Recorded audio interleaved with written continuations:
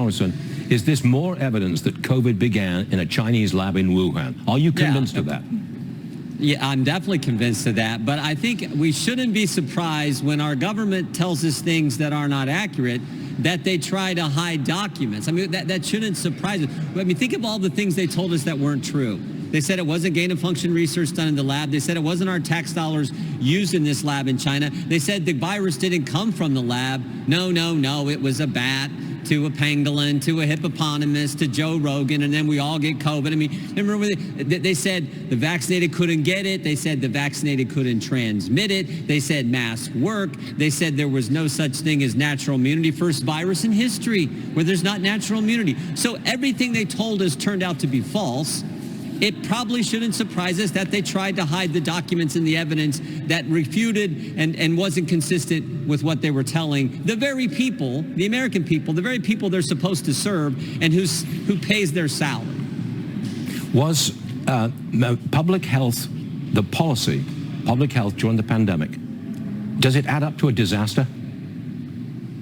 Well, it was certainly tough on the entire economy, and then what they ended up doing and to schools, to kids, to businesses. I mean, the policies they put in place. Remember, they told us the 6-foot social distancing. Where did that come from? They just made it up out of thin air. There was no basis for a 6-foot social distancing policy. But oh my goodness, that impacted business. That in and of itself was probably the main reason why so many kids couldn't go to school, couldn't get the kind of learning and education that we want them to get.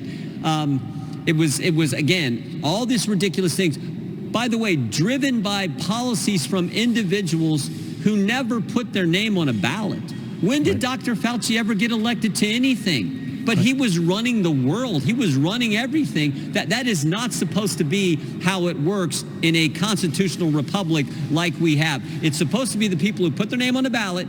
They get elected. They make the decisions. And if they screw up, the voters can throw them out of office. That's how it's supposed to work. That's how you have the greatest, that's how you have freedom and liberty. But unfortunately, we had Fauci running everything, and it was a big problem.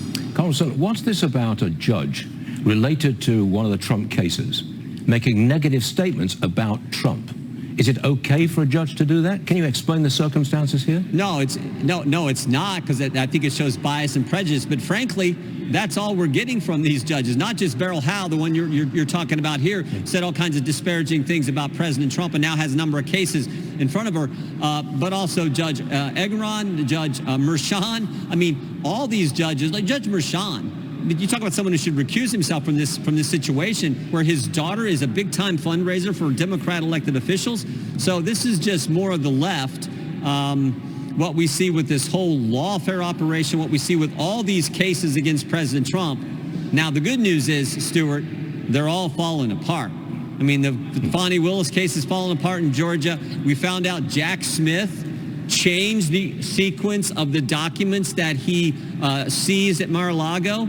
The scanned documents don't match up with the physical documents. Some people would say that's tampering with evidence. And of course, the irony is you got Jack Smith mishandling the documents while he's charging President Trump with mishandling documents. I mean, you can't make this stuff up. That case is falling apart. And then, of course, we know how ridiculous the case in New York with Alvin Bragg is. Yes, indeed we do. Maybe this is why Trump is gaining momentum politically and gaining voters. Maybe that's why it is. Jim Jordan, thanks for joining us, Jim. We'll see you again soon. I do hope. Thank you.